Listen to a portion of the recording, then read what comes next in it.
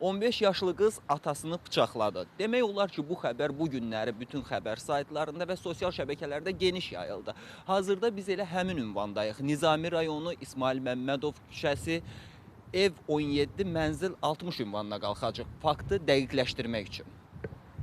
Mənim oğlumdur. Mən şəhərdə olmuşam. Hədə indi də vuruşublar, nə eləyiblər, nə qayırıblar, nə bilib. Mən balnisədən bu dəqiqə gəlmişəm. Həyat yoldaşı ilə vuruşub düşüb həyətə. Orada da bir oğlanla dalaşıb, bilmirəm kimdir oğlan. Bir oğlandır, bilmirəm, tanımıram kimdir. Aşağıda dalaşıblar, vuruşublar, o vurub onu. Mən də getdim, gördüm ki, çıxartdılar şeydən, əməliyyatdan, bir balaca əməliyyat ediblər. Və salam, səhərdə keçirdəcəklər palataya. Zərərçəkənin anası hadisənin başqa bir adam tərəfindən törədildiyini bildirsə də, Daxili İşlər Nazirliyindən sorğumuza cavab olaraq bildirildi ki, 1977-ci il təvəllüdlü Haşimov Rüfət Arifoğlu mübahisə zamanı həyat yoldaşını döyüb. Buna görə onların 15 yaşlı qızı bıçaqla Rüfət Haşimova xəsarət yetirib.